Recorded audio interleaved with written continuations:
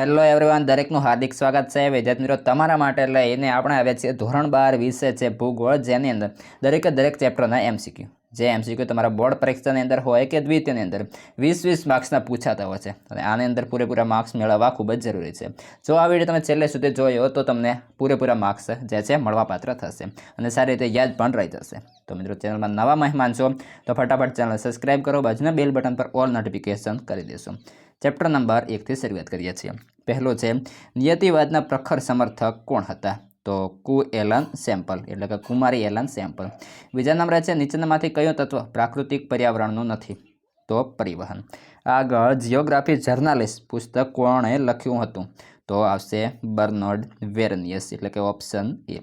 માનવ ભૂગોળમાં કેન્દ્ર સ્થાને છે તો કોણ છે માનવ? એટલે કે ઓપ્શન ડી સાચું બનશે.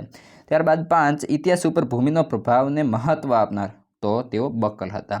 ઓપ્શન સી સાચું બનશે. ત્યારબાદ આવે છે ચેપ્ટર નંબર 2, દેશમાં સૌથી વધુ સાક્ષરતા ધરાવતું રાજ્ય, તો આવશે મિત્રો કેરળ. ત્યારબાદ આગળ છે યહૂદીઓએ પશ્ચિમ એશિયાના રણ વિસ્તારમાં કયો નવો દેશ વસાવ્યો? તો ઓપ્શન સી ઇઝરાયલ. ત્યારબાદ આગળ છે ભારતનું સૌથી ઓછું જાતિ પ્રમાણ ધરાવતું રાજ્ય, તો ઓપ્શન ડી હરિયાણા. ચોથા નંબર છે માનવ વિકાસ અહેવાલના પરામર્શક ભારતીય મૂળના અર્થશાસ્ત્રી, તો આવશે અમર્ત્ય સેન. મિત્રો, તમારે અન્ય કયા વિષયના એમસીક્યુ અથવા એક માર્ક્સના પ્રશ્નો જોઈએ છે? કારણ કે એક માર્ક્સના 20 માર્ક્સ આસપાસના પૂછાય છે, તો એ પણ જે આપણે સ્વાધ્યાય કરવા જરૂર છે, કારણ કે તેની અંદરથી જ બેઠા પૂછાતો હોય છે. એટલે જે ચેપ્ટરના અથવા તો દરેક વિષયના જોઈએ છે, કયા વિષયના જોઈએ છે, એ તમે અવશ્યથી કોમેન્ટ કરી દેશો. અને વિડીયો સારો લાગે છે તો પણ કોમેન્ટ કરશો, અને એક લાઇક તો મિત્રો બને છે. જોઈએ આગળ ચેપ્ટર નંબર 3, કેનેડાના ઉત્તર ભાગમાં વસતા લોકો કયા નામે ઓળખાય છે? તો ઓપ્શન સી એસ્કિમો. બીજા નંબર છે મલેશિયાના કયા લોકો પ્રાથમિક પ્રવૃત્તિ કરે છે? તો આવશે સેમાંગ. નીચેનામાંથી કઈ ખનિજ અધાત્વિક ખનિજ છે? તો આવશે ગંધક. ત્યારબાદ 4 ઔદ્યોગિક ક્રાંતિની શરૂઆત કયા ખંડમાં થઈ હતી? તો એ યુરોપ ખંડની અંદર થઈ હતી. મિત્રો, તમારા માટે ગાલા અસાઇનમેન્ટ હોય, સ્વાધ્યાય સોલ્યુશન હોય, એ દરેક આપણી ચેનલ પર ઉપલબ્ધ છે. જે જરૂર પડે એ જોઈ લેશો. આગળ ચેપ્ટર નંબર 4, સંદેશ વ્યવહારને ખૂબ સરળ બનાવનાર, તો ઇન્ટરનેટ. ઇન્ટરનેટની સેવાઓ કયા પ્રકારની પ્રવૃત્તિ છે? તો એ તૃતીયક, એટલે કે ઓપ્શન બી સાચું બનશે. ઉચ્ચ કક્ષાના નિર્ણાયકો કઈ પ્રવૃત્તિ સાથે જોડાયેલા ગણાય છે? તો એ પંચમ પ્રવૃત્તિ સાથે જોડાયેલા ગણાય છે. ચોથા નંબર છે ઇન્ફોર્મેશન ટેકનોલોજીના આધારે કઈ બાબતોનો વિકાસ થયો છે?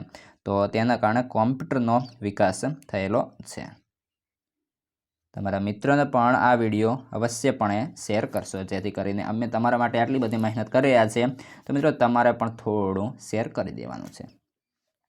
આગળ ચેપ્ટર નંબર 5, જે અંદર વિશ્વમાં કયા દેશમાં સૌથી ગીચ રેલ માર્ગો આવેલા છે? તો આવશે બેલ્જિયમની અંદર.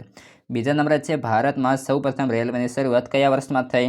તો 1853ની અંદર મુંબઈથી થાણા વચ્ચે.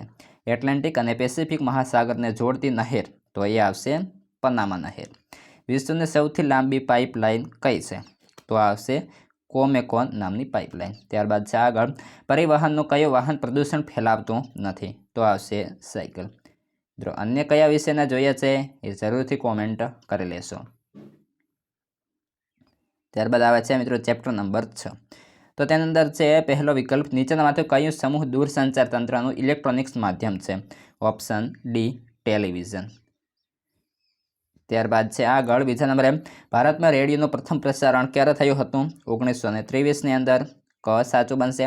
ભારતમાં પ્રથમ બોલતી શ્વેતશ્યામ હિન્દી ફિલ્મ કઈ હતી? તો આલમ આરા. ઓપ્શન અ. 4 ભારતે આર્યભટ્ટ ઉપગ્રહ ક્યારે પ્રક્ષેપિત કર્યો? તો 1975ની અંદર. ઓપ્શન બ સાચું બનશે. જોઈએ ચેપ્ટર 7 હવે. ચીન અને દક્ષિણ પશ્ચિમ એશિયાના મધ્યમાંથી પસાર થતો જૂનો માર્ગ, તો આવશે રેશમ માર્ગ, એટલે કે ક સાચું બનશે. નીચેનામાંથી કયો દેશ સાર્ક SAARCનો સભ્ય નથી? તો ચીન તેનો સભ્ય નથી. ઓપેક સંગઠનનું વડું મથક, તો આવશે વિયેના. ત્યારબાદ છે ડ્રેજિંગ એટલે શું? તો કે નદી તળાવમાંથી કામ કાઢવાની પ્રક્રિયા, જેને ડ્રેજિંગ પદ્ધતિ કહેવાય છે. ત્યારબાદ આગળ જઈએ ચેપ્ટર નંબર 8 તરફ. તેની અંદર છે માછીમારી કરતા લોકોની વસાહત કઈ પ્રણાલી ધરાવે છે? તો એ ચક્રીય પ્રણાલી ધરાવે છે. ત્યારબાદ છે ભારતમાં શહેર માટે વસ્તીનો માપદંડ કેટલો છે? તો 5000. આગળ નીચેનામાંથી સંરક્ષણ કેન્દ્ર કયું છે?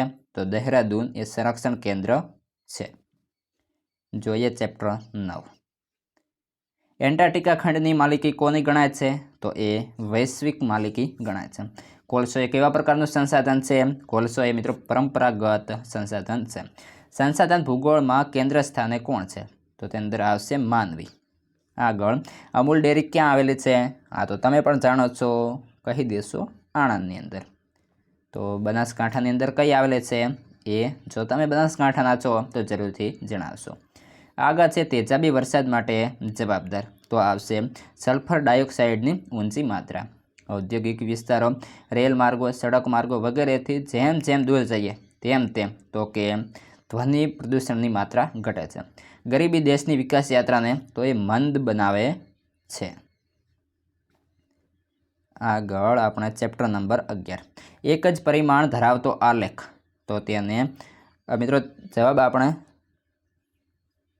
તેની અંદર જવાબ આવશે રેખા આલેખ એટલે કે અ.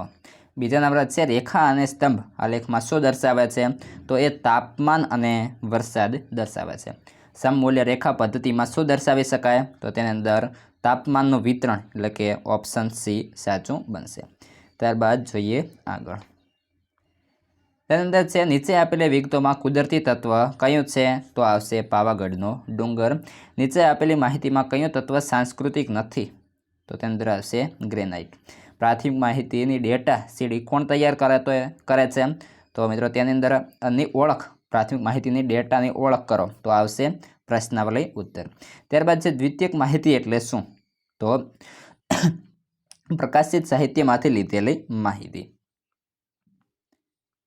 આગળ ચેપ્ટર નંબર 13 અને છેલ્લું ચેપ્ટર. તમારે અન્ય વિષય જોઈએ એ કોમેન્ટ કરશો. જીપીએસ પ્રણાલી વિકસાવનાર દેશ કયો છે? તો એ દેશનું નામ આવશે USA. જીપીએસ પ્રણાલીમાં પૃથ્વી ફરતે કુલ કાર્યશીલ ઉપગ્રહોની સંખ્યા તો 24. અને આંકડાકીય માહિતીનું ઉત્તમ નકશાંકન કરવાની પ્રણાલી કઈ છે? તો GIS.